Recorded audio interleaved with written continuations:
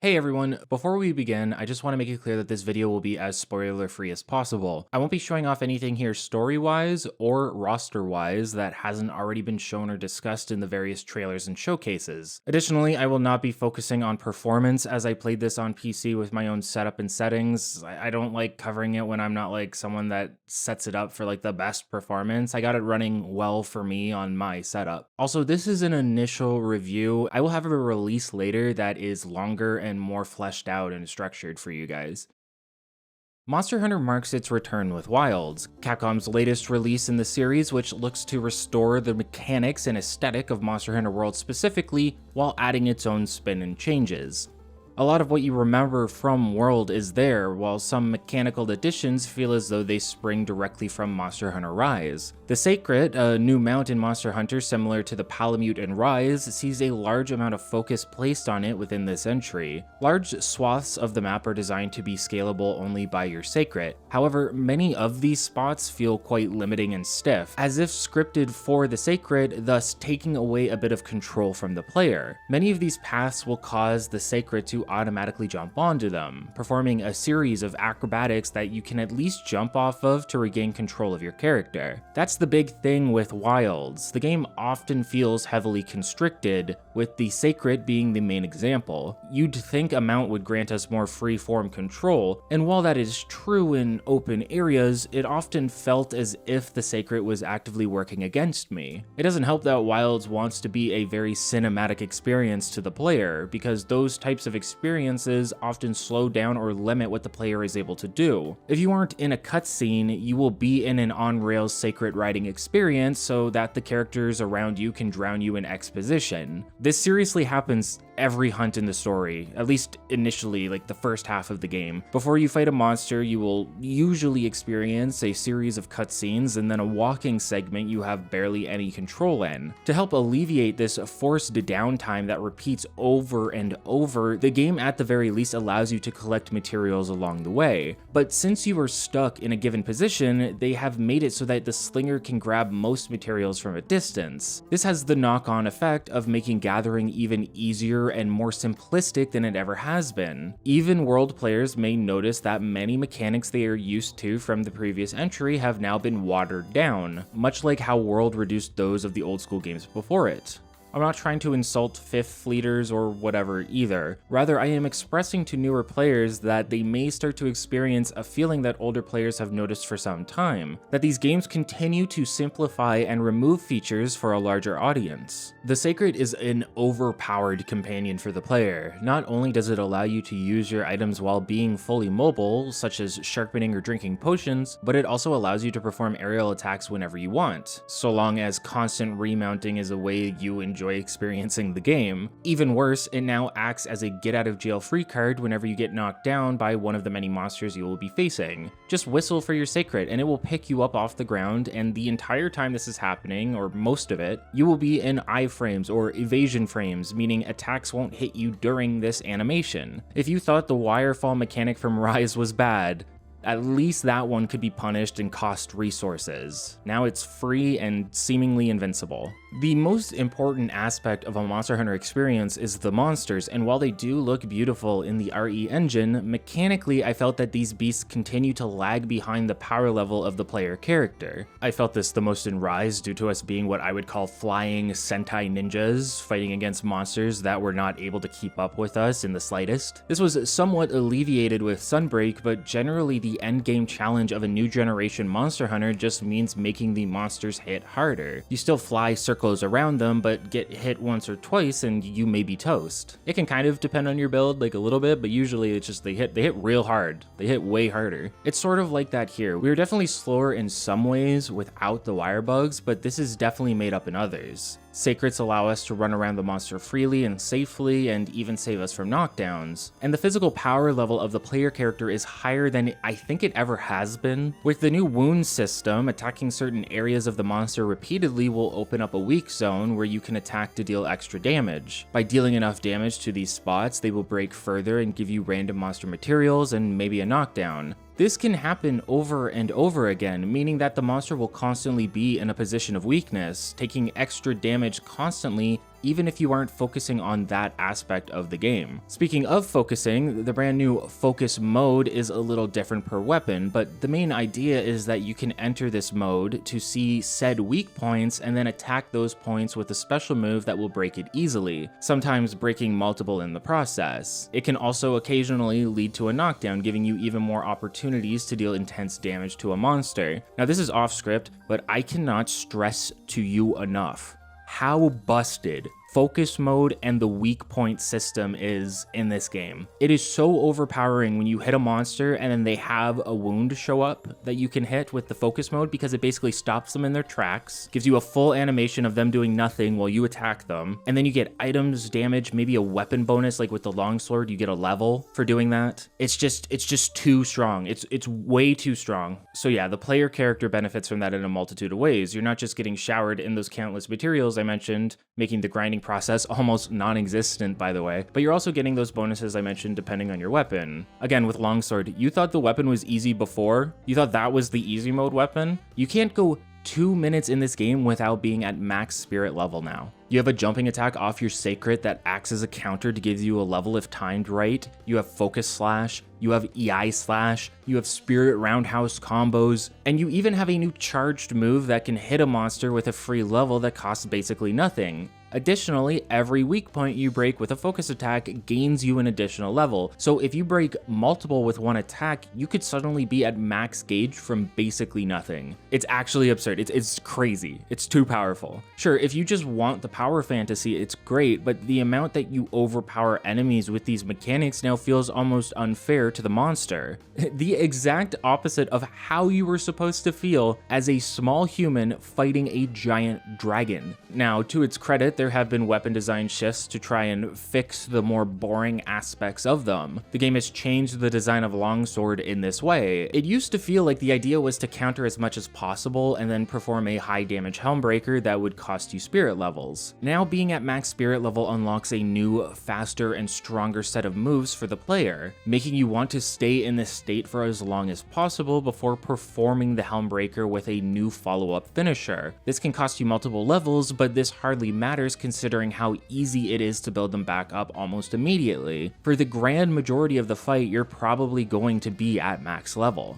That's just one weapon example, but the idea of you being able to easily overpower almost anything you engage with is true for pretty much every weapon there is to choose from. There's still a learning curve and you aren't going to be amazing immediately, but there's definitely less of an uphill battle than previous experiences, which I find disappointing. It doesn't feel rewarding to just steamroll everything, it feels boring and unimaginative. But like I said, this is a power fantasy game now and not the preparation and survival action mix that it used to be. So if that's your thing, if you enjoy the satisfaction of just destroying a monster all the time, this is definitely the game for you. And I can admit, I feel some immense enjoyment periodically from just how destructive I have been in a given hunt. Like, it does feel good sometimes, I just don't want that all the time. Speaking of weapons, while there was criticism for World's designs usually reusing many of the weapon assets with minimal changes, Wild seems to be a return to form. Many of the weapons you craft are noticeably different in design from other selections on the tree. The Reidao longsword looks completely different from the Deshaguma one as an example, and while this problem didn't really extend to armor designs, they continue to look amazing in their own right. Mechanically, other than the new move options for each weapon and the inclusion of focus attacks and offset attacks, which I'm not covering as a longsword player, sorry, we don't get them.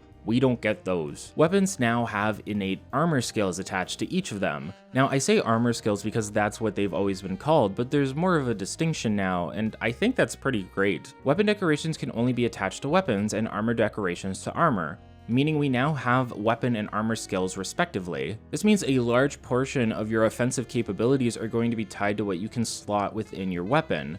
While some offensive effects will continue to be slotted into armor, more often than not you will see defensive and quality of life upgrades there instead.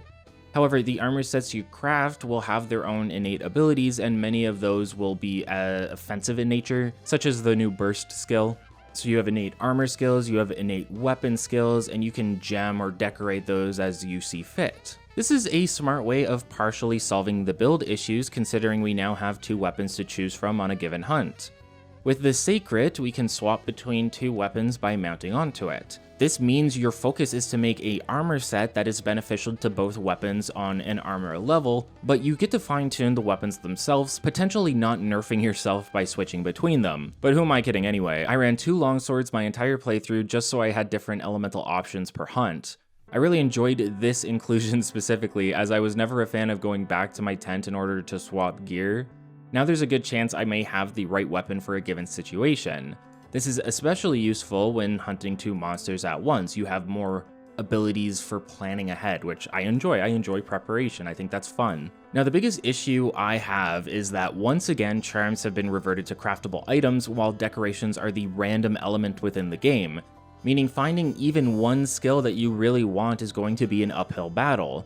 I'm sure many of you remember how valuable finding attack decorations was back in World. Well, get ready for more of that in Wilds. And just due to how the armor system and skill system is set up in the newer generation games, we still have an issue I call skill bloat, where the character can have so many skills they span multiple pages on the equipment info screen. One of the best aspects of armor building for me was the balance and restrictions put in place. Not only did you used to have positive armor skills in limited quantities, you had negative skills as well that would work actively against your build if you weren't being careful. That hasn't been a thing since World, and it feels like we are able to stack more and more skills onto our already overpowered character than ever before. At the very least, I would like to see some detrimental effects introduced so you had to decide what was worth bringing. I mean, the good news is that offensive skills feel somewhat limited in comparison to previous new generation entries, thanks to the split between armor and weapon skills. However, I'm not a set building optimization expert myself, at least in terms of meta. I build what works for me and what feels comfortable. We'll see how overpowered we can really be when some large-brained individual in a random dedicated Discord does the math for everyone else. I don't have much to say on the storyline. I often find the story takes a backseat to the main experience of hunting monsters.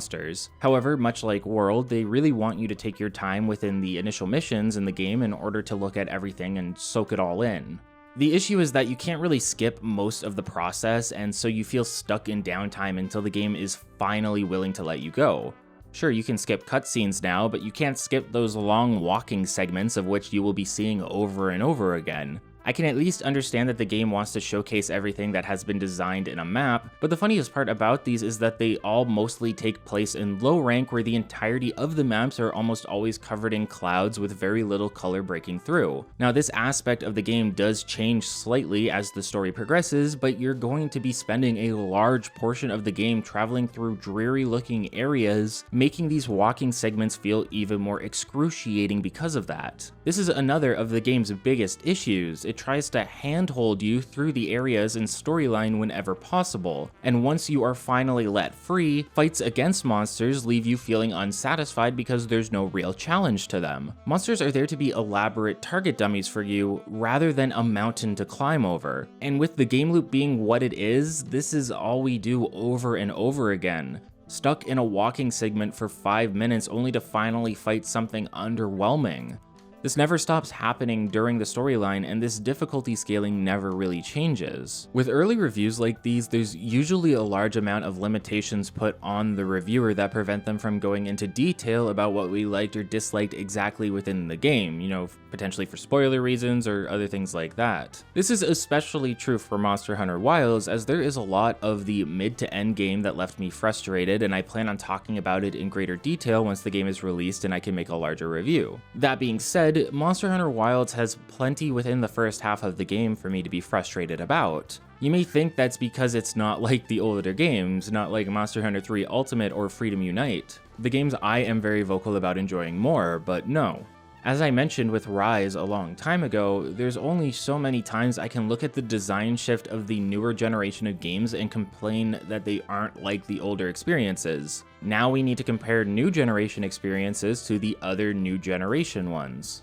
Like I said earlier, I believe that even people that started with World are going to see design shifts in Wilds that they aren't going to be happy about. If World was Capcom streamlining the Monster Hunter experience by shaving off any player antagonistic design that came with the older entries, Wilds takes it a step further, and I believe this will be the experience that newer generations of players will start to recognize. The game is easier than ever, to the point that the concept of challenge has, at least at the moment, been wiped completely clean. And that means most hunts end up feeling like you are bullying and destroying monsters, with few of them even giving the impression that they can fight back. Again, it's nearly the exact opposite of what Monster Hunter used to be. There's a Polygon article where the headline reads, "Monster Hunter Wilds is the series' friendliest entry yet, but not at the expense of hardcore fans, its creators say." Well, I played it, and I can confidently say it is to the detriment of the hardcore fans. I'm not going to be a gatekeeper. I enjoy seeing new players pick up and experience a Monster Hunter title, but friendlier seems to mean removing as much of the preparation, tracking, and learning process as is possible. The developers understand that the easiest way to get someone into the game is to make it as easy as possible to jump in with no experience, and I think that makes sense at the start. Give the player an easy introduction to the game and its mechanics, and then build off of that over time in order to make the game more complicated and satisfying as the player's skill level increases. That is not what happens here.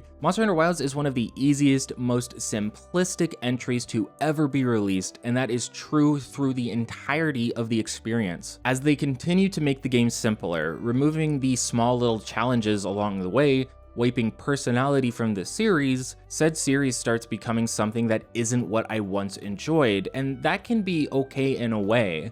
Sure, I have less fun with the newer entries, but I can still enjoy playing them with friends. I can still enjoy the presentation to an extent. And these new players may enjoy the series and want to experience past entries, and I think that's great. I would love to see that. Sometimes we do see that. It's great. I can even go back and play the older ones if I want, or I could, if the servers were still up, but they're not, meaning people are forced into a purely single-player experience in a game known and sometimes designed around its co-op, unless they resort to third-party means, and not all games have that currently. I'm waiting. Let me give you a very clear example. One of World's main aspects was the tracking and research of various monsters. By tracking footprints, claw marks, etc., and by hunting your targets, you could build up research levels that would make it easier for you to find the same type of monster during your future encounters with it. That has been removed almost entirely from the game. They brought back scout flies, sure, but they only act as a glorified GPS system now. They are in no way necessary for finding a monster and only seem to be there to help you navigate because the map structure can get overly confusing with winding paths, shortcuts, verticality, and the like. So an entire mechanic that World centered around has been gutted and brought back seemingly for aesthetic purposes rather than purely mechanical ones. Every monster you want to hunt will be immediately visible to you on the map, a la Monster Hunter Rise. And while people try to justify this with some in-universe excuse of, well, it's because your Kahoot can spot them for you in the air, it doesn't change the fact that a core mechanic to the hunting process has been removed to create a friendlier experience. A friendlier experience is a balancing act. The more you remove and streamline to bring in newer players, the less there is for returning players to enjoy. There's a sweet spot to be found for sure, but it never feels to me like Capcom understands where that spot is. Every new entry seems to be about getting in as many new players as possible. And though framing that as a negative may sound like gatekeeping, I absolutely mean it when I say that I think it is an undeniably good thing when newer players start experiencing this series that I love. That said, I think it should be very obvious to all of us, everyone watching this video right now, anybody that plays Monster Hunter, that as a company, Capcom isn't making this more accessible to a wider audience for the audience's sake, but so that they get a larger sales number. They aren't doing us a favor. They are trying to find out how to make as much money as possible, and they are very good at doing that with Monster Hunter lately. Again, there are ways to get more people into the series without ruining the experience of others. Like I said, a friendlier introduction to the game that eventually leads into the more complex mechanics could be a great way of going about this. I don't want you to think I'm saying any of this without further examples, and it's not like certain aspects of previous releases I enjoyed haven't been brought back. Hot and cold drinks mark their return, for example, and even paintballs see a return, but it's like a monkey's paw. Since paintballs as they were are virtually useless now, they just act as a sort of multiplayer ping system. It's ridiculous. Why even bring them back? We had a ping system. Why would you do that? There's just so many things that don't even make sense at this point. Cooking a meal used to be a per quest buff that you would lose after dying in the older generations of games. Around world, you would still lose it if you died, but you could go back to your camp every 10 or 15 minutes in order to reapply said food buff. It was easier, it was more forgiving, but it was like whatever. I wasn't a big fan of it, but I was like whatever. Okay, that's how it is now. I guess that's how it is. Due to the open world nature of the maps now, these are timed buffs that can cover multiple hunts. That's okay in itself, but now you can run out mid-battle without realizing it. To combat this, they give you a portable barbecue that you can use virtually anywhere on the map to make a full meal, cutscene and all, even when in the middle of a large-scale battle with a monster. Oh, and if you die, you keep the buff. There's no punishment for dying anymore outside of the 3 strikes you're out rule, which is you're just so powerful, you're so overpowered. There's no preparation involved anymore. The point of Monster Hunter now is to simply build all of the weapons and armor and then take them out with you and overpower a monster that stands no chance against you. If you don't have the right one for a given situation, just go back to one of your pop-up camps and grab what you actually need. You can fast travel at any point during a battle. There's no risk anymore. There's only reward. You get showered in materials, you get your power fantasy, you get to live as a superhuman hunter in a world where nothing stands a chance against you. And because it's now a cinematic adventure, you have to wait to even get to that experience as you listen to characters drone on and on about nature and how cool it is and how respectful we are going to be about hunting these monsters, even though this game used to be about killing a Rathian because it looked at you funny. Wilds is going to be an enjoyable experience for who it was made for, a game designed around destroying monsters with your friends over and over again within a live service environment that is going to drip feed you content until the expansion inevitably releases, and then we will repeat the process until the next game gets announced. It sounds like Call of Duty. How insane is that? Monster Hunter is getting Call of Dutied. At its core, when you turn your brain off, Monster Hunter Wilds is at the very least an enjoyable experience. Though I can enjoy a power fantasy, I just wish I wasn't enjoying it in this game series specifically. There's a level of disappointment that comes with each new entry, and it seems like it's more than just the old school players who are going to feel it at this time. Again, I think some World fans are going to recognize it as well. And I am not happy about that. I wish each entry in the series could grow and adapt within its core design structure rather than shifting those designs just to make more sales. Is Wilds worth it right now? For a Monster Hunter fan, I'd say yes, but understand that you are losing something here. Character, depth, and imaginative design. For a newcomer, this may be the best way for you to get into the games currently, and it's an enjoyable experience in that aspect. It's a great entry point into getting you to play the previous games, but it's hard to say overall if it's worth picking up right now. As a live service product, it's hard to call it complete necessarily, but there is a boatload of content there to start with and one of the better starting rosters. I can at least recommend giving it a try and seeing it for yourself. Thanks for watching everyone, and I'll see you in the next video. Hey, thanks so much for making it to the end of the video. This is the Patreon section where I'm going to go ahead and shout out the G rank patrons, and you can see the G and high rank patrons here. It's usually here. If you want to support me on Patreon, you can find the link in the description. Shout out to Izzy Slime, Gloomerous, Backdraft677, Natsuki Mamamora, Brendan Hesse, Metalhead Frank, Wooly, Ralkar, Ashtray, Mo Al-Kasemi, Cyberworm, Jonathan, Strangely, Lud Hafumi, Rosaleo, and Mr. Janky, who also proofread this script. Thanks to him specifically, and for supporting and helping with the video. Thanks so much, guys, and I will see you in the next video.